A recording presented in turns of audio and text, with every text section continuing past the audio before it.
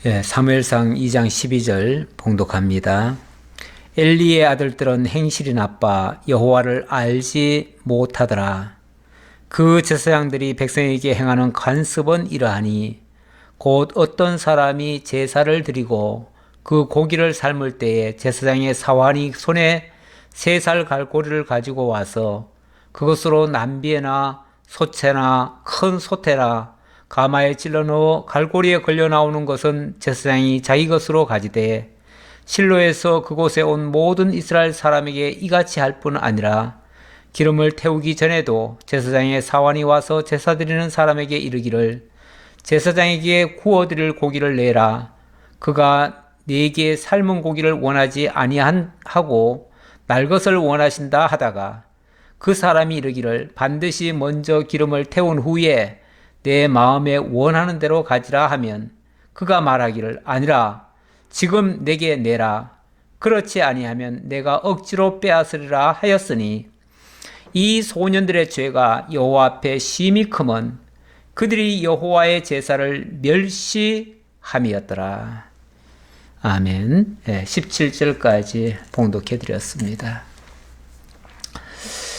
지난주까지 사무엘이라고 하는 한 인물이 이 세상에 태어나서 하나님의 사람으로 길리워지는 그런 과정을 살펴보았습니다. 그 과정에 굉장한 어려움이 있었고 정말 안타까운 그런 가정사도 있었습니다.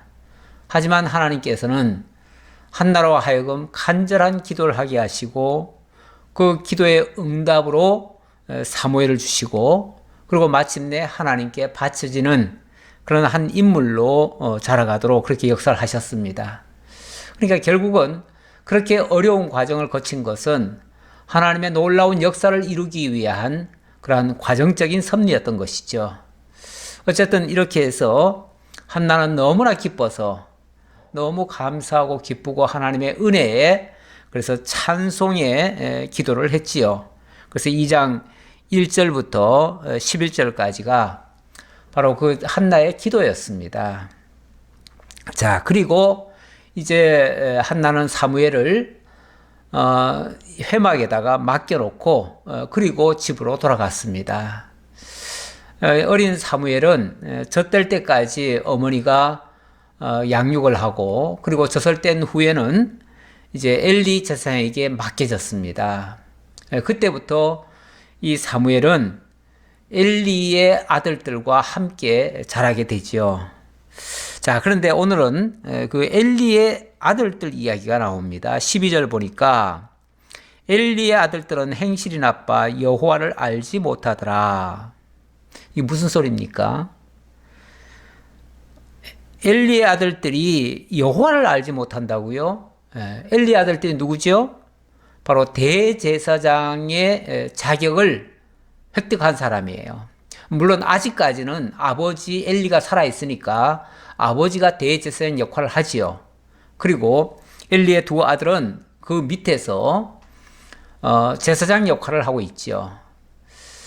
그러니까 대제사장을 도와서 제사장 역할을 하고 있는데 아마 아버지가 돌아가시면 자동으로 대제사장이 될 거예요. 이들도. 그러니까 결국은 대제사장이면 이스라엘 모든 백성을 대표해서 하나님 앞에 예배드릴 자인데 그런 자가 여호와를 알지 못한대요. 어떻게 이런 일도 있을 수 있나요? 여호와를 알지 못하더라. 왜 알지 못하는가? 행실이 나빠 이렇게 얘기를 합니다. 행실이 나빠. 그의 그 행위가 하나님의 뜻에 전혀 부합되지 아니한 그런 행실을 했다는 거죠. 근데 우리의 행실이라고 하는 거, 물론 우리 행실이 중요하냐, 행위가 중요하냐, 그 마음이 더 중요하지 않느냐. 그렇죠. 마음이 더 중요하죠. 근데 행실이라고 하는 게 마음과 그러면 전혀 다른 얘기인가요? 전혀 상관없는 얘기인가요? 또 그렇지 않지요. 모든 행실이라고 하는 거, 행위라고 하는 거는 사실 그가 알고 있는 지식에다가 그의 의지가 플러스돼서 그렇게 해서 나오는 거예요. 보통 우리가 행위로 뭔가가 나오기 위해서는 곧바로 행위가 나오는 게 아니에요. 물론 뭐 본능적인 일들이야. 그거는 뭐 그냥 어떤 충격이 딱 오면 충격이 오면 거기에 반사적으로 행동이 나오지요. 근데 그런 거 아니고 정말 하나님 앞에서 행하는 일이라면 하나님을 아는 지식이 어디 있느냐에 따라서, 그리고 그가 그 하나님을 얼마나 믿고 있느냐에 따라서 그의 행실은 달라집니다. 그러니까 하나님을 믿는 사람이 행동이 뭐 속된 표현으로 개차반이다 라고 한다면 그 행동만 나쁜 게 아니에요. 행동만 나빠가지고 그런 못된 짓을 하는 게 아니고, 사실 그가 알고 있는 하나님이 올바른 하나님이 아닌 거죠. 올바르게 하나님을 깨닫고 있는 게 아닌 거죠. 거기다가 그 하나님을 알지만 못할 뿐 아니라 믿지도 않는 거죠. 믿지 않으니까 감히 어떻게 하나님을 거스려서 그렇게 못된 짓을 할 수가 있어요? 그런데 하나님 모르면 그럴 수 있어요. 모르는 사람들은 다 그럴 수 있잖아요. 세상에 하나님 모르니까 뭐 하나님을 때로는 저주도 하고 욕을 하고 다 그러잖아요. 그러면서 살잖아요. 네.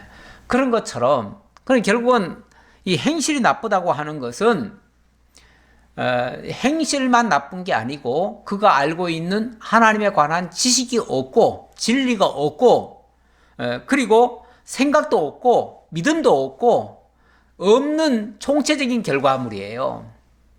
그래서 우리 예수님 표현할 때 그런 말 하지요. 그 열매를 보고 그 나무를 알 수 있다. 그거는 어떤 결실, 바로 그 행위를 보고 그의 중심도 알 수 있다. 이런 말씀과 같은 이치예요. 네. 그러니까 이 엘리의 아들들이 여호와를 알지 못한다고 하는 것은 그냥 단순히 행실이 나쁜 게 아니고 하나님을 알지 못하기 때문에, 그래서 정말 말도 안 되는 그런 행위를 한다는 거죠. 어떤 말도 안 되는 행위까지를 했는가? 그 제사장들이 백성에게 행하는 관습은 이러하니, 아예 관습이 돼버렸어요. 이게 그러니까 한 번, 두 번, 어쩌다 한 번 실수가 아니라는 거예요. 어쩌다 한 번의 실수가 아니고 아예 습관이 돼버렸어요. 습관, 관습이 돼버렸어요. 관습 이런 거는 이게 한 번, 두 번은 어쩌다 하는 거예요. 그런데 그게 매번 그런 식으로 하면은 그거는 매번 그렇게 하는 거는 그 사람이 그렇게 알고 있거나 아니면 전혀 진리를 모르거나 뭐 그래서 나오는 행동이에요. 네. 자, 그 간섭은 이러하니 곧 어떤 사람이 제사를 드리고 그 고기를 삶을 때에 제사장의 사환이 손에 새 갈고리를 가지고 와서, 자, 일단은 이 일반 그 백성들이 가끔씩 이제 하나님 앞에 와서 제사를 드릴 때가 있잖아요. 제사를 드리려면은 당연히 제사 드리는 어떤 법도가 있습니다. 규례와 법도가 있어요. 그래서 제사를 드리려면 반드시 제사는 원래 생물로 드리는 건 아니에요. 이 제사라고 하는 것 자체가 원래 희생의 의미가 담겨져 있기 때문에 반드시 죽여야 돼요. 만약에 짐승이라면 짐승을 잡아야 돼요. 잡아야 되고, 잡아서도 그냥 드리는 게 아니고 반드시 피를 흘리고요. 또 그 고기는 삶든지 아니면 굽든지 이렇게 해야 돼요. 그리고 조각을 내고 뭐 이런 어떤 단계가 있어요. 그런 과정을 거쳐서 비로소 제물로 드려져야 되거든요. 그러면 당연히 그런 절차를 밟아야죠. 그 절차는 저 아래 사람들이, 그러니까 제사장의 일을 돕는 사람들이 많아요. 원래 제사는요, 해막을 중심으로 해서 제사를 드리는 제사장이 있고요. 대제사장이 있고, 그 다음에 제사장들이 있고요. 그 다음에 또 이 돕는 레위인들이 있어요. 레위인들이 있는데, 그 레위인들이 이 모든 자질구레한 일들은 레위인들이 다 해요. 다 하는데, 이 제사장이 보낸 사환은 제사장의 사람이죠. 그러니까 이 제사장, 바로 이 두 아들의 지금 심부름을 온 거예요. 심부름을 와서 한다는 말이 뭐냐면은 정상적으로 지금 제사 준비를 하고 있는데 와가지고 뭐라고 그러냐면 야 그거 삶지 말고 그 고기 삶지 말고 그거 그냥 다오 그러는 거예요. 아니 제사를 드릴 건데 안 삶으면 어떻게 합니까? 삶아야지요. 자 그래서 정상적으로 삶아야 된다라고 얘기를 했더니 아니라는 거예요. 사환이 직접 손에 갈고리를 가져와 가지고 아예 냄비에 있는 거 갖다가 꺼내려고 하는 거예요. 예. 그래서 14절에 보니까 그것으로 냄비에나 솥에나 큰 솥에나 가마에 찔러 넣어 갈고리에 걸려 나오는 것은 제사장이 자기 것으로 가지되 실로에서 그곳에 온 모든 이스라엘 사람에게 이같이 할 뿐 아니라 아니 지금 제사 준비를 하고 있는데 와가지고 그 재물을 지가 건져가는 거예요. 그러니까 사환을 시켰으니까 사환이 건져가는 거죠. 그래서 왜 건져갑니까? 그러면은 이 우리 제사장님께서 그냥 고기 가져오라 그런다. 삶지 말고 가져오라고 한다. 그러는 거죠. 뿐만 아니라 할 뿐 아니라 그랬죠. 할 뿐 아니라 그랬으니까 그것뿐 아니라 더한 일도 한다는 거죠. 무슨 일이냐면 15절 기름을 태우기 전에도 제사장의 사환이 와서 제사 드리는 사람에게 이르기를 제사장에게 구워드릴 고기를 내라. 그가 내게 삶은 고기를 원하지 아니하고 날 것을 원하신다 하다가 이번에는 이제 원래 삶든지 굽든지 하라고 그랬잖아요. 그런데 이번에는 고기 굽는 사람들한테 와가지고도 뭐라고 그러냐면 그거 굽지 말고 그냥 다오 그러는 거예요. 그래서 아니 이걸 구워서 제사 드려야지요. 그러면은 무슨 소리냐? 우리 제사장님은 그 삶은 거나 구운 것보다 직접 날걸 가져와 가지고 그 날걸로 직접 해 먹는 게 더 낫다. 날걸로 회를 쳐 먹는지 아니면은 날걸로 직접 자기가 구워서 손수 먹겠다는 건지 어쨌든 직접 가져가서 먹겠다는 거예요. 아니 지금 이 제사가 무슨 제사입니까? 제사장 드리려는 제사입니까? 제사장 먹으라는 제사예요? 아니잖아요. 하나님께 드리는 제사잖아요. 물론 제사 드리고 난 다음에는 제사장이 먹을 거예요. 먹을 수 있어요. 제사장이 먹을 수 있지만 그거는 하나님께 드려진 다음에 하나님께서 주시는 것으로 먹는 거죠. 그러니까 먼저는 하나님께 드리고 하나님이 내가 너의 기업이 되어주겠다라고 하셨기 때문에 하나님이 그걸 받으신 걸로 하고 하나님이 그것을 제사장의 양식으로 주는 거죠. 하나님이 주신 걸로 먹어야지 자기가 가로채서 먹으면 안 되죠. 물론 나중에 올 거라 할지라도 미리 땡겨 먹는 거는 안 되는 거죠. 그거는 하나님께 드려질 거를 빼앗아 먹는 거죠. 하나님의 것을 탈취하는 거죠. 명백히 이거는 범죄인 거죠. 그것도 사람 간에 뭐 사소한 다툼을 했다든지 뭐 시비가 붙었다든지 이 정도 얘기가 아니고 하나님의 것을 지금 도적질하는 거예요. 하나님의 것을 지금 탈취하는 거예요. 엄청난 죄악이죠.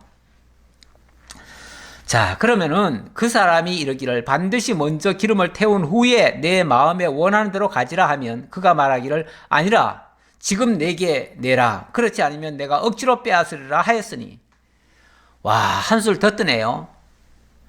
사환이 그 레위인들을 지금 막 질책을 하고 레위인들의 고기를 막 빼앗으려고 하다가 레위인들이 안 된다. 이 고기는 반드시 구운 다음에 가져가야 된다. 다시 말하면 구워서 하나님께 먼저 드리고 난 다음에 가져가야 된다. 순서적으로 안 맞다 그거는. 레위인들이 더 맞지요. 더 맞는 말을 했지요. 그러면은 이 사환이 비록 그 제사장의 심부름을 왔더라도 그렇습니까? 그러면 좀 기다렸다가 다 한 다음에 제가 가져가겠습니다. 이렇게 얘기를 하는 게 맞지요. 맞는데 그게 아니고 아주 뭐 그냥 네가 안 주면은 내가 강제로 빼앗아 가겠다 이렇게 얘기를 합니다. 지금 누구 믿고 이런 소리를 하죠? 어떻게 이렇게 망령된 소리를 할 수가 있죠? 자기가 지금 사환이니까 자기 주인이 지금 제사장이다 이거죠. 결국 제사장 믿고 제사장 백으로 지금 와가지고 레위인들을 막 족치는 거죠. 족치는 건데 엄밀히 말하면 자기는 지금 사환 아닙니까? 종 아닙니까?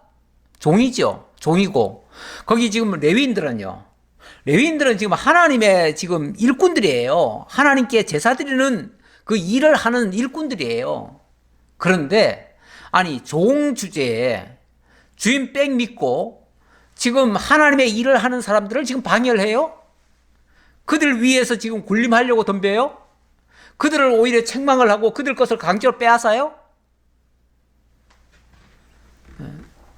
정말 오만방자한 행위죠. 교만한 행위고 소위 갑질하는 거죠. 갑질. 누구 믿고요? 자기 주인 믿고 자기 주인 홈리와 비느하스인가요? 두 사람 그 제사장 그 백 믿고 정말 이거는 너무너무 악질인 거죠. 이 세상에서도 가끔씩 어찌 보면 사회에도 다 질서라는 게 있습니다. 질서라는 게 있는데 저 아래에 있는 사람이 갑자기 막 상급자에게 막 대들고 뭐 막 대적을 하고 아주 뭐 말도 안 되는 행위를 막 할 때가 있어요.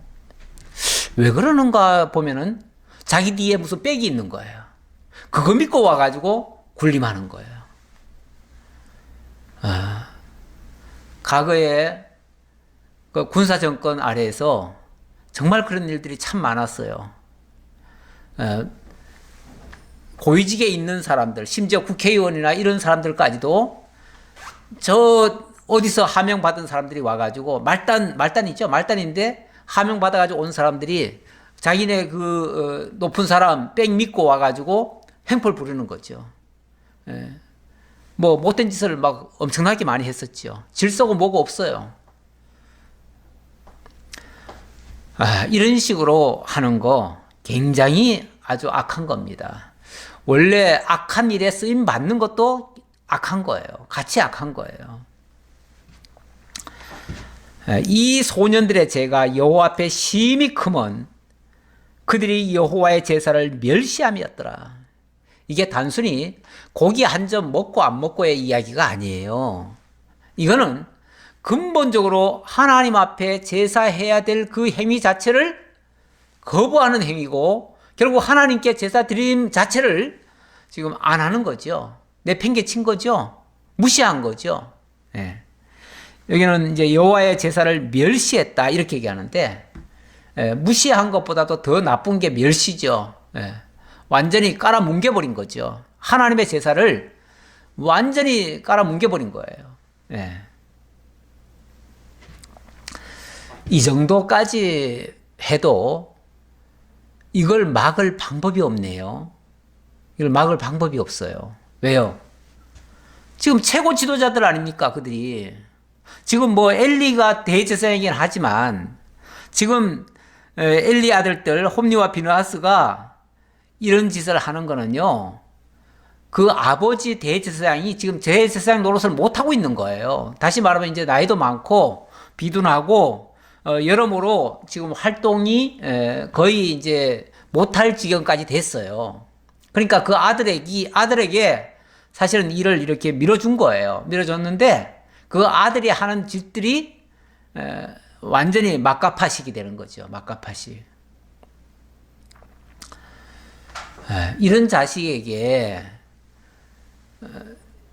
관습법에 의해서 대제사장 역할을 물려주면 제대로 하겠습니까? 이런 식으로 하면은 이제 몇 년 안 가서 요절나죠. 아무리 뭐 역사와 전통을 자랑하고 또 관습법에 의해서 자동으로 대제사장이 된다고 해도 아마 하나님이 가만 안 둘 거예요. 이렇게 놔두면.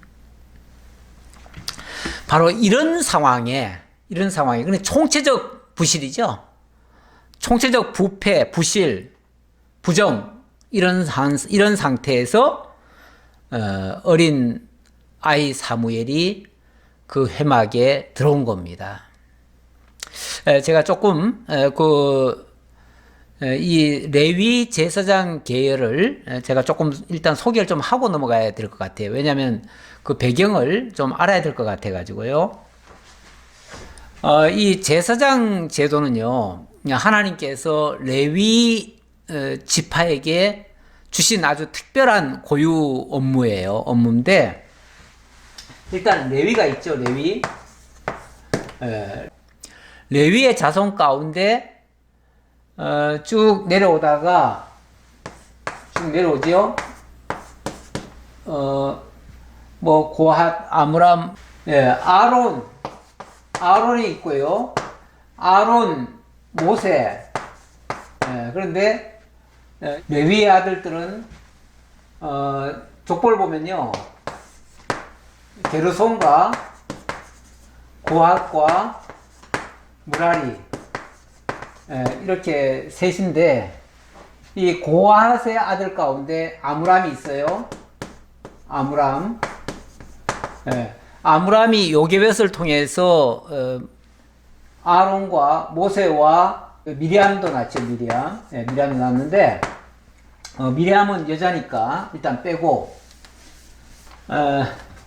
그런데 요 아론 계열에서 바로 대제사장이 나오게 됩니다. 대제사장이 나오고, 이 게르손 자손이나 무라리 자손도 레위 지파이기 때문에, 그리고 또 모세 자손도 이 레위 지파인 거는 사실이기 때문에, 이들은 그냥 일반 그 성전에서 돕는 자죠. 돕는 자로서 활동을 하고요. 이 아론의 자손들만 대제사장 또는 제사장이 됩니다. 그런데 이 아론에게 원래 네 아들이 있었어요. 네 아들의 이름이 엘르아살, 나답,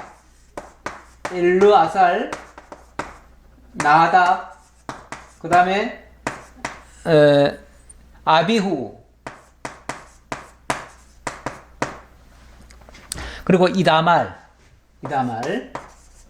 이렇게 네 아들이 있었어요. 네 아들이 있었는데, 광야에서 처음 이제 제사를 드리라고 했더니, 그때 이제 아론은 이제 제사를 물론 잘 드렸지요. 잘 드렸는데, 그 다음에 이 나답과 아비후가 다른 불을 가지고 하나님 앞에 제사를 드린 적이 있어요. 그것 때문에 하나님께로부터 진노를 받았고, 그 즉시 직사를 했어요.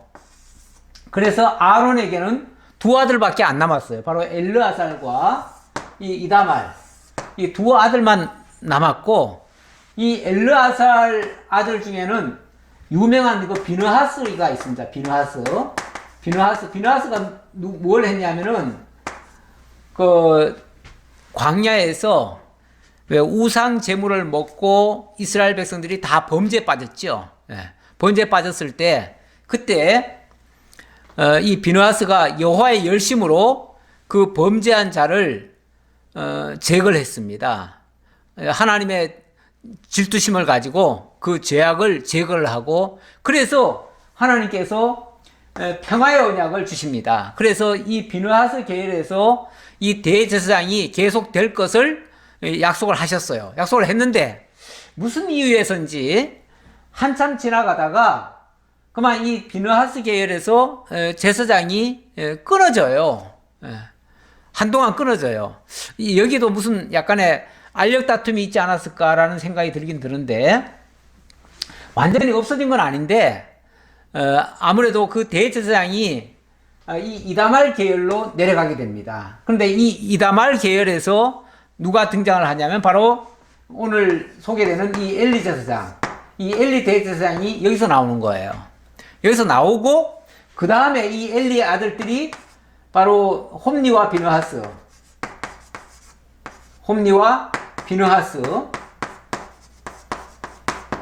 자, 이렇게 계보가 내려가는데, 어찌 보면 정통 대제사장도 아니에요, 이다말이. 왜냐하면 엘르아살과 비느하스를 통해서 하나님이 대제사장을 약속을 했는데, 어떤 이유에서인지 어쨌든 이 비느하스 계열에서 잠시 이제 멈춰주고 이쪽에서 제사장 역할을 했던 거죠. 했는데 그런데 하나님이 어떻게 하시는가? 하나님이 어떻게 하시는가? 이들이 제사장이면서도 여호와를 알지 못했다 이렇게 나옵니다. 제사장인데 여호와를 알지 못했다. 여호와를 몰랐다. 여호와를 몰랐다. 여호와를 몰랐으면 제사장 자격이 돼요, 안 돼요? 당연히 안 되죠. 이런 상태로 제사장 노릇을 할 수는 없습니다. 어떤 특단의 대책이 세워져야 할 겁니다. 물론 이걸 이제 나중에 가보면 이렇게 어두워진 이유가 있죠. 이렇게 진리가 어두워지고 하나님의 말씀이 희귀해진 이런 이유가 있어요. 왜냐하면 이제 사무엘의 역할이 필요하기 때문에, 사무엘이 와서 해야 될 일이 있기 때문에 그렇고요. 그리고 이제 또 약속된 다윗이 와야 됩니다. 다윗이 와서 이제 왕노릇을 해야 되는데, 그러기 전에, 약속된 왕이 오기 전에 세상이 어두워지는 거죠. 하나님에 대해서 굉장히 모르게 되어지고 악한 상태로 바뀌어지는 거죠. 그런 상태에서 사무엘의 역할이 빛나는 겁니다. 원래 영웅이라고 하는 사람들을 세상에서도 보면 영웅이라는 사람들이 등장할 때는 세상이 굉장히 어지럽고요, 혼탁합니다. 그럴 때 영웅이 등장해요. 그런 것처럼 어찌 보면 사무엘이 등장하고 다윗이 오기 전에 세상은 굉장히 어두워집니다. 바로 그런 배경이 있었다라는 것을 알 수 있고요. 자, 이런 상태에서 지금 이제 사무엘이 등장할 건데, 이 사무엘은 누군가? 사무엘은요, 이 레위 때로 따져가 올라가 보면 레위의 한 20대 정도가 된다고 그래요.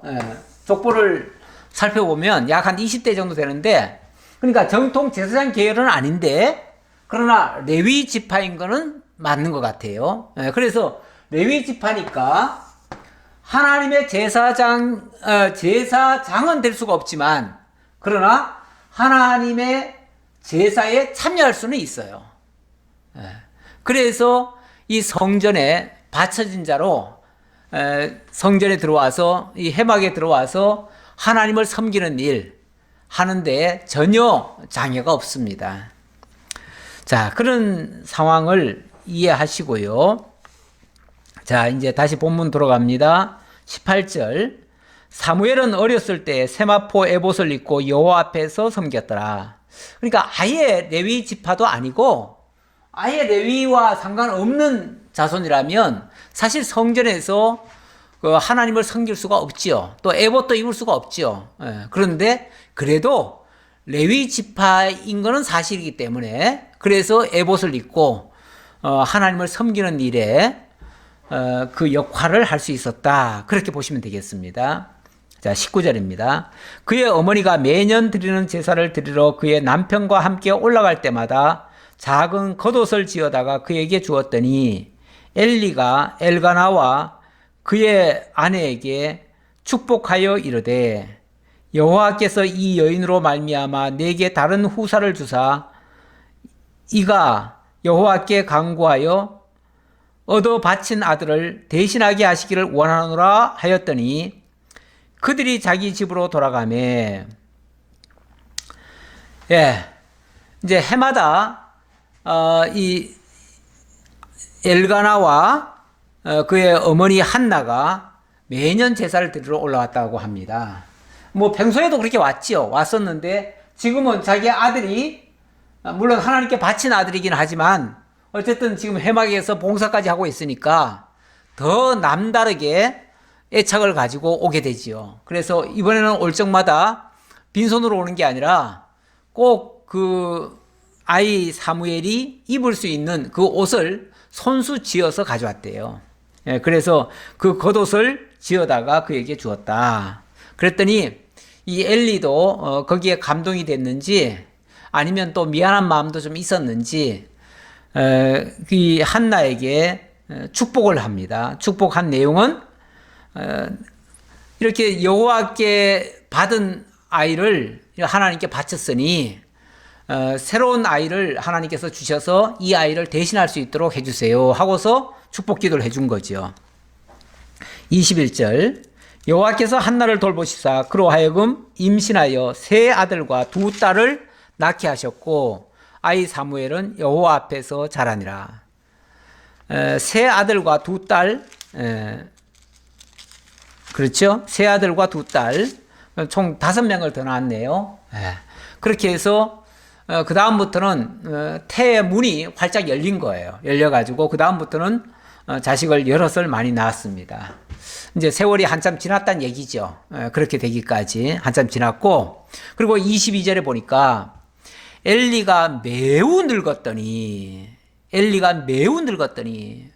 그러니까 먼저도 사실은 상당히 나이가 있어가지고, 그래서 그 아들들에게 이런 제사 업무를 맡겼었는데, 이제 더 많이 늙었으니까, 이제는 뭐 더 이상 뭐 아마 해막 일은 못할 거예요. 못하고, 어찌 보면 감독만 하죠. 감독만 하는데 엘리가 매우 늙었더니 그의 아들들이 온 이스라엘에게 행한 모든 일과 해막 문에서 수종드는 여인들과 동침하였음을 듣고, 이건 또 무슨 소리입니까? 아니 그 아들들이 정말 못된 짓을 골라서 하더니만 이제는 막무가내로 나갑니다. 막무가내로. 어디까지 나가냐면 해막에서 수종드는 여인들과 동침까지 하였다.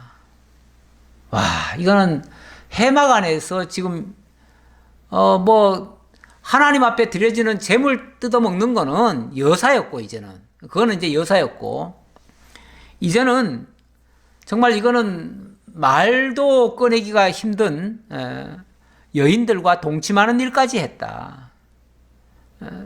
한마디로 그 성전 그 회막 안에 있는 여인들을 자기 여자로 생각한 거예요.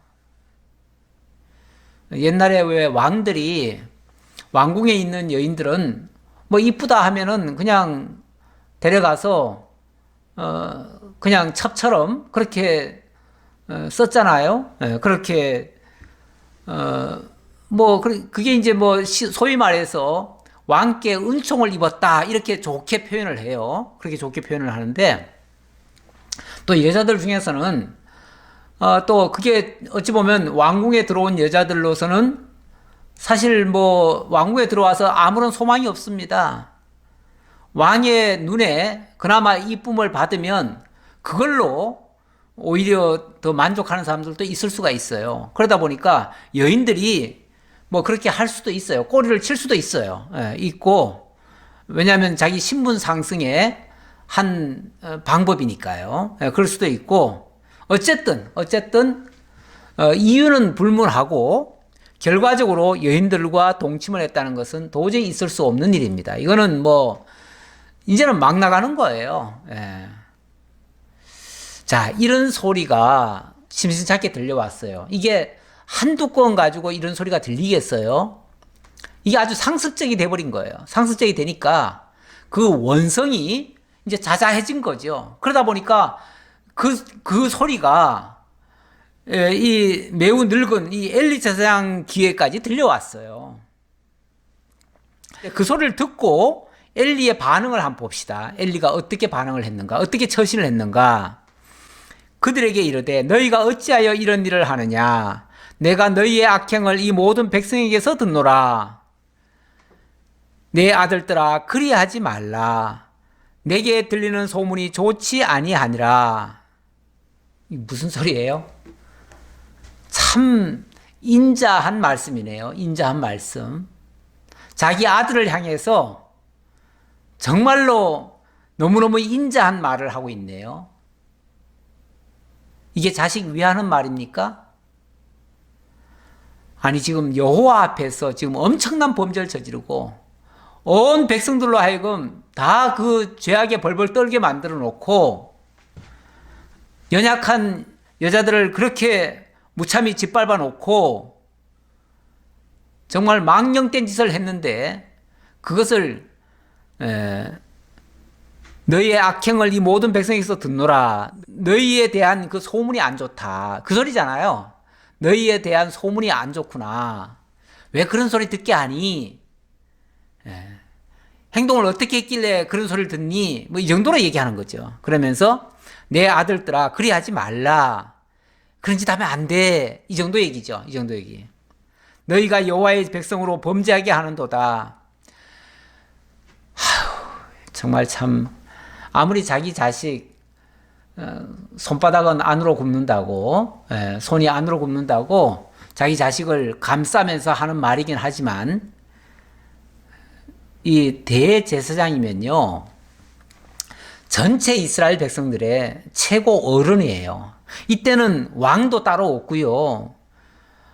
이 대제사장이 최고 어른이에요. 그냥 왕 같은 역할이에요. 왕이 법을 제대로 그걸 사용하려면요 자기 자식이라도 이 중대한 범죄일 때는요 정말 죽이기까지 해야 돼요. 원칙은. 예. 그런데 그런 소리 안 들리게 해다오. 이 정도 얘기가 말이 됩니까? 당장 일단 제사장부터 파면해야 될 것이고요. 다시는 그런 짓 못하도록 완전히 어디 격리시키든지 죽이는 게 맞겠죠. 죽이는 게 맞을 텐데 설령 죽이지 못한다면 아예 멀리 내쫓아가지고 다시는 그런 짓 못하도록 이렇게 만들어야 되는 거 아니겠어요? 그런데 너무 점잖게 타의를 내요. 지금이 타의를 때입니까? 지금은 형벌을 가해야 될 때예요. 타의를 때가 아니에요. 타일러서 지금 고쳐질 때가 아니에요. 지금 어린 사무엘이 거기 어렸을 때 왔을 때부터 아까 그 짓 했잖아요. 아주 고기도 빼앗아 먹고 그랬잖아요. 근데 지금은 벌써 많이 컸잖아요. 많이 큰 상태인데 아직도 이런 짓을 하고 있는 거 보면 이게 지금 한두 해 지금 저질러진 범죄가 아니에요. 아예 상습적으로 계속해서 저질러진 이런 범죄예요. 이거는요 타일러서 될 일이 아니에요. 이거는 끊어야 됩니다. 이런 죄악은 아예 끊어줘야 돼요. 예. 근데 계속 타이르고만 있습니다. 사람이 사람에게 범죄하면 하나님이 심판하시려니와 만일 사람이 여호와께 범죄하면 누가 그를 위하여 강구하겠느냐 하되 그들이 자기 아버지의 말을 듣지 아니하였으니 이는 여호와께서 그들을 죽이기로 뜻하셨음이더라. 예. 근데 이렇게 좋게 말하는데도 말 듣습니까? 안 듣습니까? 안 들어요. 안 들어요. 이 두 아들은요, 지금 아버지 알기를 우습게 아는 겁니다. 아버지 뭐 다 늙었고 힘도 없고 우리를 제어할 능력도 없어요. 그러니까 이제는 실권은 우리가 가지고 있는데 아버지도 이제는 뒷방 늙은이 취급하는 거죠. 아버지도 이제는 참견하지 마세요. 우리가 알아서 다 할게요. 뭐 아버지가 이런 것까지 다 신경 써요. 우리가 다 알아서 할게요. 이 정도 얘기죠. 어느 목사님이 아주 큰 교회예요. 자기 아들에게 그 교회당을 물려줬어요. 물려줬는데 이 아들이 완전히 개차반입니다. 그래서 교회를 엄청나게 어렵게 만들어 놨어요. 그러니까 나중에 그 아버지가 그 기자회견을 했죠. 기자회견을 하면서 자기 아들 이름을 부르면서 너는 당장 그 교회 그 담임 목사직에서 내려와라. 너는 잘못됐다. 그리고 내가 너에게 물려준 것을 정말로 내가 후회한다. 정말 하나님 앞에 내가 범죄했다. 그러니까 당장 물러나라. 이렇게 기자회견까지 했어요. 근데 그 자식은 완전히 아이고 아버지 들을 필요도 없어. 그리고 또 완전 무시하더라고요. 그러더니 그 아버지는 얼마 안 가서 그냥 죽어버리고. 그래 죽을 사람이 이제 와서 그런 소리 하면은 무슨 힘이 있겠어요. 무슨 누가 그 말 들어주겠어요. 이미 때늦은 질책이죠. 소용없어요. 막 나가기로 하는 사람들은요 누구 말도 안 듣습니다. 그런데 이것이 바로 여호와께서 그들을 죽이기로 뜻하신 것이다 라고 지금 성경은 이야기하고 있네요. 아이 사무엘이 점점 자라매 여호와와 사람들에게 은총을 더욱 받더라. 한편에서는 엘리의 두 아들은 점점 망할 길로 가고요. 망할 길로, 죽을 길로 가고, 그 다음에 이 사무엘은 하나님의 사람으로 점점 더 아주 빛나지는 거죠. 점점 더 아주 칭찬도 들을 정도로 은총을 받고 바르게 자라가는 거죠. 자, 이게 이제 아주 굉장히 대조적이잖아요. 하나는 완전히 이제 꺼져가는 거고, 하나는 새로 드러나는 거고, 이런 상황이죠. 27절입니다. 하나님의 사람이 엘리에게 와서 그에게 이르되 여호와의 말씀에 너희 조상의 집이 애굽에서 바로의 집에 속하였을 때에 내가 그들에게 나타나지 아니하였느냐. 이스라엘 모든 지파 중에서 내가 그를 택하여 내 제사장으로 삼아 그가 내 제단에 올라 분향하며 내 앞에서 에봇을 입게 하지 아니하였느냐. 이스라엘 자손이 드리는 그 모든 화제를 내가 내 조상의 집에 주지 아니하였느냐. 자, 이 지금 하나님의 사람이 그러니까 평소에는 이 하나님의 사람이라고 그러면은 이제 뭐 일반적으로는 그냥 어떤 선지자 이렇게도 말할 수 있고요. 아니면은 뭐 또 천사 이렇게도 말할 수 있겠죠. 근데 뭐 어쨌든 정확히 천사인지 어떤 선지자인지 그거는 알 수 없는데 어쨌든 와서 엘리에게 와서 지금 경고를 하는 겁니다. 내가 너희 백성들을 애굽에서부터 이끌어내 가지고 너희에게 바로 이 제사장 이 사역을 맡기지 않았느냐. 뭐 때문에 맡겼느냐. 바로 하나님께 분향하며 하나님께 화제를 드리려고 그렇게 한 거 아니냐. 그런데 29절 너희는 어찌하여 내가 내 처소에서 명령한 내 제물과 예물을 밟으며 내 아들들을 나보다 더 중히 여겨 내 백성 이스라엘 드리는 가장 좋은 것으로 너희들을 살찌게 하느냐. 왜 너희들만 살찌고 하나님께 제사 드리는 건 완전히 멸시하고 뿐만 아니라 백성들이 너희들을 통해서 제사 드리려고 하는 거 그거조차도 다 막아가지고 백성들이 정말 하나님 앞에 제사를 못 드렸으니까 결국은 하나님께로부터 빼빼 말라 죽는 거죠. 영적으로 하나님과의 교통이 끊어지는 것은 영적 지식을 못 받아들이는 거예요. 영적 양식을 못 받는 거예요. 그러면 영적으로 아주 빈곤한 상태가 되고 결국은 그 영적 빈곤은 다 파멸이죠. 다 파멸로 가게 만들었느냐라고 지금 책망하는 거죠. 너희들만 살찌우고 너희들만 육체적으로 살찌우고 백성들은 다 굶겨 죽이고 영적으로 이렇게 했다 그 말이죠. 그러므로 이스라엘의 하나님 나 여호와가 말하노라. 내가 전에 내 집과 내 조상의 집이 내 앞에 영원히 행하리라 하였으나 이제 나 여호와가 말하노니 결단코 그렇게 하지 아니하리라. 나를 존중히 여기는 자를 내가 존중히 여기고 나를 멸시하는 자를 내가 경멸하리라. 하나님이 비록 일찍이 출애굽하면서 그러니까 누굽니까? 이 아므람의 자손 아론을 들여다가 대제사장으로 삼고 그의 자식들을 통해서 영원히 내 제사장이 되리라 했지만은 이제 그렇게 안 하겠다 그 말이죠. 안 하겠다. 왜? 너희들이 내 제사를 멸시하니까 나도 너희를 경멸히 여기겠다. 너희들이 나를 존중하지 않는데 내가 어떻게 너희를 존중히 여기겠느냐 그 말이죠. 그러면서 보라 내가 내 팔과 내 조상의 집 팔을 끊어 내 집에 노인이 하나도 없게 하는 날이 이를지라. 그러면서 바로 경고를 합니다. 무슨 경고? 내 집에 노인이 하나도 없게 만들겠다. 그 말은 다 젊어서 다 죽게 만들겠다. 그 얘기죠. 다 죽게 하겠다. 그래서 팔을 끊어버리겠다. 팔을 끊는다는 것은 더 이상 이제 손을 그 자손이 쉽게 말하면 대를 이어서 이 팔이 있어야 팔로 이게 하나님 앞에 제사를 드리잖아요. 그런데 이 제사 행위를 못하게 하겠다. 그 얘기죠. 팔을 끊는다는 것은 제사 행위를 이제 못하게 하겠다. 그 말이죠. 이게 이제 이게 곧 되어질 것에 대한 예언의 말씀인데 이제 얼마 안 가서 이 홈리와 비나하스 죽습니다. 이제 엘리도 죽고 홈리와 비나하스도 죽고 그리고 이 아들이 태어나는데 이가봇이라고 하는 아들이 태어나는데 이가봇 태어나자마자 이가봇을 낳은 그러니까 이 홈리의 아내죠. 아내가 뭐라고 그러냐면은 하나님의 영광이 떠났다 이렇게 선언하죠. 그래서 이가봇이란 말은 하나님의 영광이 떠났다라는 말이에요. 그래가지고 이 자손이 그만 끊어지는 거예요. 끊어져요. 그래서 그 다음에도 제사장 어떻게 보면은 간섭에 의해서 제사장 자격은 받았는지 모르는데 얼마 안 가서 다 끊어져요. 그래서 나중에 대제사장은 이쪽으로 넘어갑니다. 이쪽으로 넘어가고 나중에 다윗 시대 때 이 이가봇 계열은 이가봇 이 아들부터 시작해서는 다윗을 대적하다가 멸망하게 되어집니다. 네. 그렇게 해서 결국 이 하나님의 약속의 말씀이 그대로 이루어져요.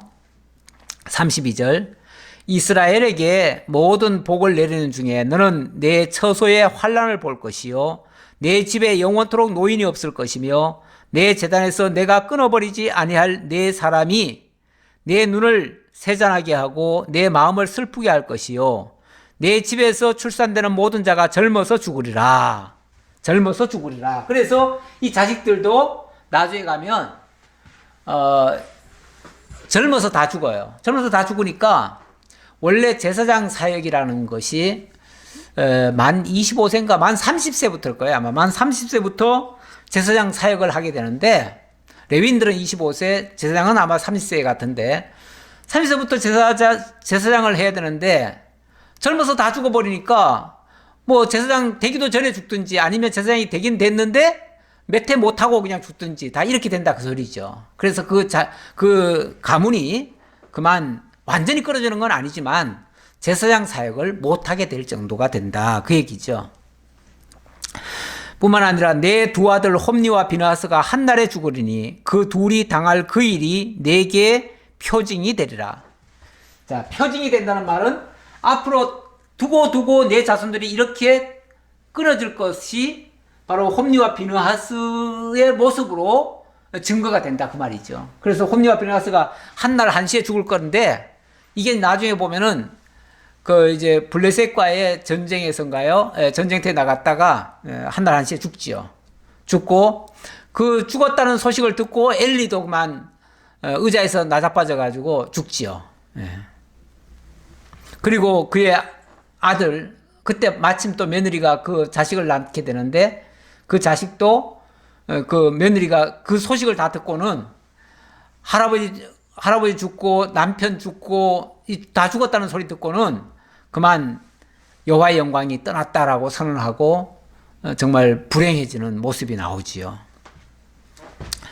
35절입니다. 내가 나를 위하여 충실한 제사장을 일으키리니 그 사람은 내 마음 내 뜻대로 행할 것이라. 내가 그를 위하여 견고한 집을 세우리니 그가 나의 기름 부음을 받은 자 앞에서 영구히 행하리라.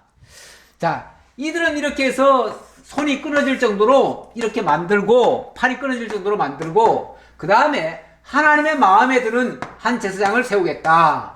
그래서 사무엘은 원래는 적통의 제사장은 아니에요. 적통의 제사장은 아니지만 그러나 사무엘을 통해서 그 제사장 사역을 하도록 만들겠다 그 얘기죠. 그리고 나중에는 이 비느하스 계열에서 제사장이 세워집니다. 사독 제사장이라고 해서 나중에 이제 세워집니다. 자, 36절입니다. 그리고 내 집에 남은 사람이 각기 와서 은 한 조각과 떡 한 덩이를 위하여 그에게 엎드려 이르되 청하노니 내게 제사장의 직분 하나를 맡겨 내게 떡 조각을 먹게 하소서 하리라 하셨다 하니라. 이거 무슨 소리냐면 비참해진다 그 말이죠. 비참해진다. 어떻게까지 비참해지느냐? 나중에는 제사장이라도 해야 뭐 제사장이 그래도 먹고는 사니까 제발 먹고라도 살 수 있도록 일감이라도 좀 주세요. 제사장 일감이라도 좀 주세요. 그러니까 밥벌이로 겨우 제사장 노릇할 거다 그 소리죠. 그러니까 진짜로는 못하고요. 진짜 제사장 노릇은 못하고 이제 밥벌이 제사장 이런 제사장은 하나만 하죠. 그 사사시대 때 제사장 가문에서도 그 제사 역할을 제대로 못해가지고 떠돌이 신세로 산 적이 있었잖아요. 그런 모습을 우리가 본 적이 있잖아요. 본 적이 있는데 어찌 보면 이 엘리의 가문, 그 가문이 쉽게 말하면 이렇게 비참해질 것이다. 이렇게 지금 얘기를 하는 거죠.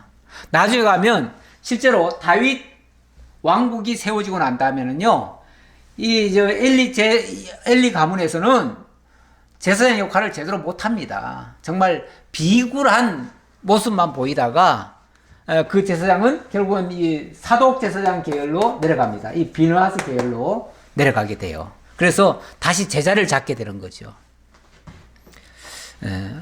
어찌 보면 하나님께서 모든 잘못된 거, 인위적으로 바뀌어진 거, 이런 것들을 다시금 바로잡고 고치는 일종의 이것도 개혁입니다. 개혁이라고 하는 거는 원래 영어로는 리폼이고요. 그 개혁이라는 말 자체가 근원으로 돌아간다라는 뜻이에요. 근원으로 또는 원천으로. 처음 상태로 돌아간다 그 얘기죠. 그러니까 뭔가 인위적으로 바뀐 거, 잘못되어진 거, 이런 것들을 그 잘못된 것에서 바로 잡아가지고 본래대로 돌이키는 거죠. 우리 하나님은 끊임없이 이 개혁 작업을 하십니다.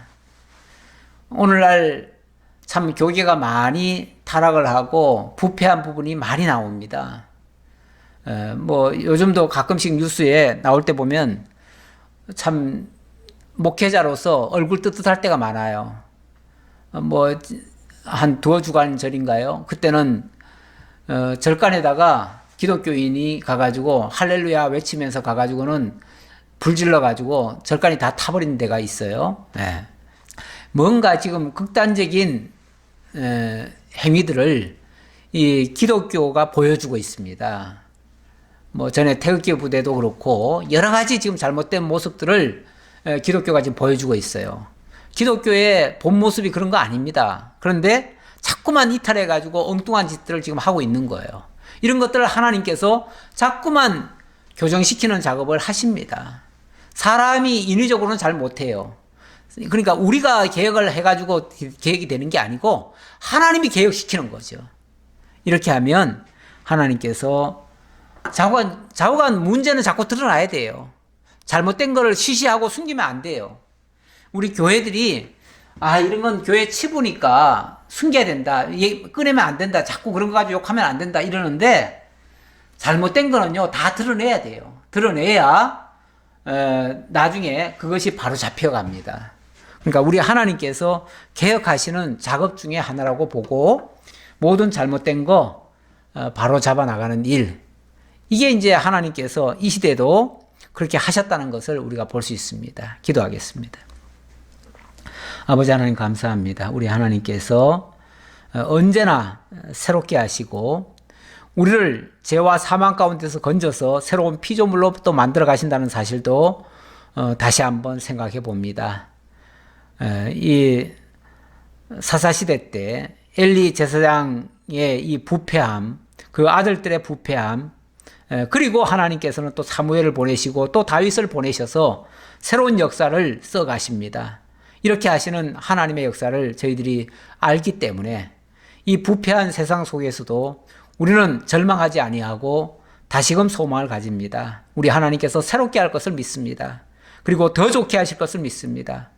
더 아름답게 멋지게 우리 하나님을 믿는 사람들, 우리 한국교회가 될 수 있도록 하나님 역사해 주옵소서. 감사드렸고 예수님 이름으로 기도하옵나이다. 아멘.